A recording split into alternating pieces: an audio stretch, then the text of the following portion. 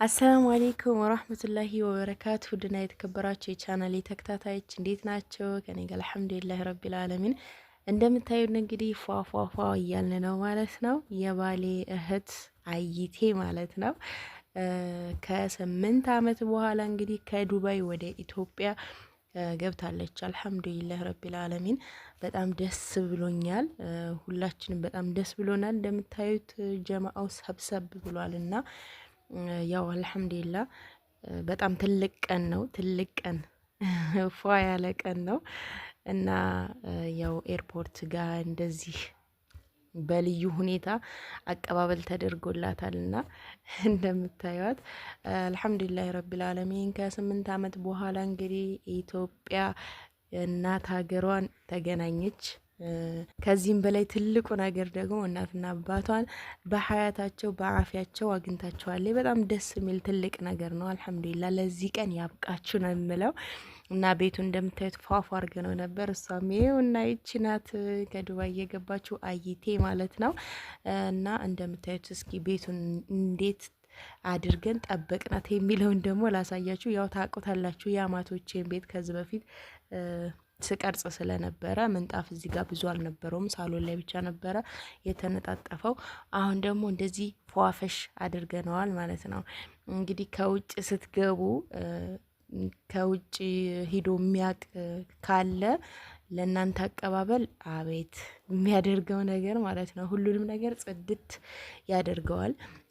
ሌላው ነገር ደግሞ ቤተሰብ ብቻ ምናምን ከሆኑ ትንሽ እንደነበረ ነው ቤቱ የምታደርጉት። እንደዚህ ጉድ ጉድ የሚልላችሁ የለም እና ከውጭ ስትገቡ ያው ጽድት ብሎ ፍርሽሽ ብሎ ፏ ተደርጎ ይጠብቃችኋል ማለት ነው።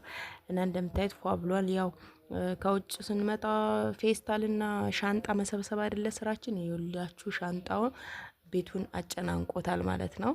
እና ይህንን ይመስላል እንግዲህ አበባው የሚችትና ኤርፖርት ላይ እንትን የተሰጣት አበባ ማለት ነው። በነገራችን ላይ እንትን ናት፣ ጨርቅ ናት፣ አርቲፊሻል ናት ማለት ነው።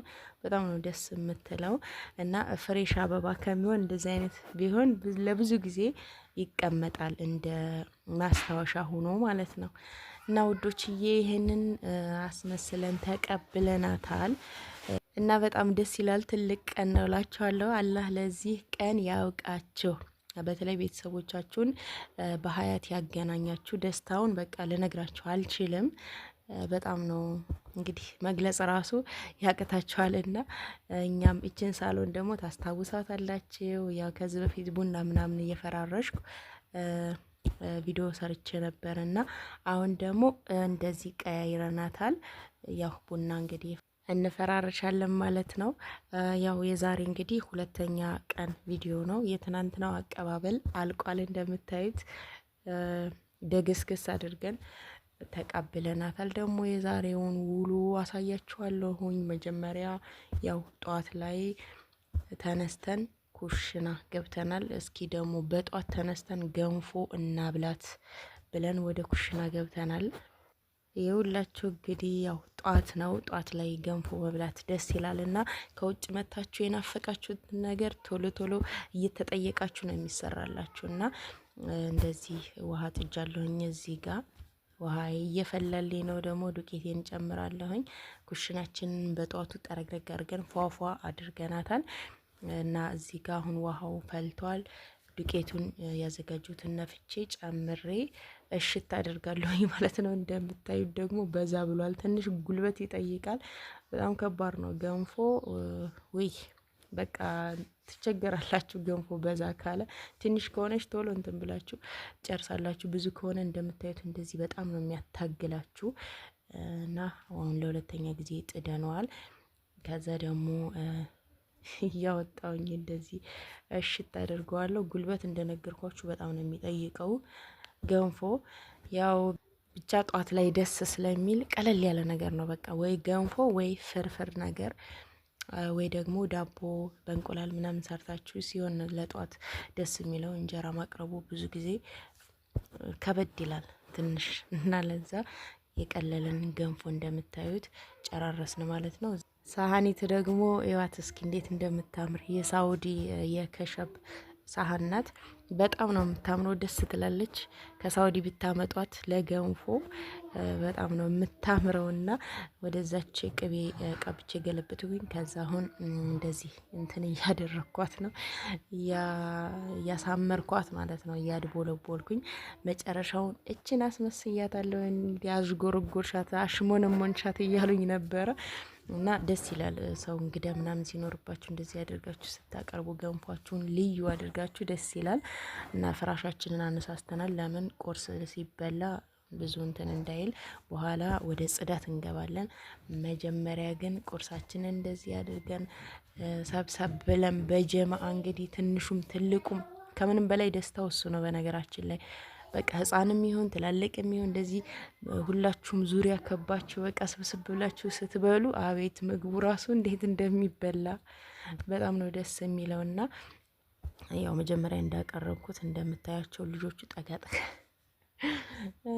ጠጋ እያሉ ነበር ቀድሞ። ከዛ በኋላ እንደዚህ ተሰበሰብን ሁላችንም እላቸዋለሁ።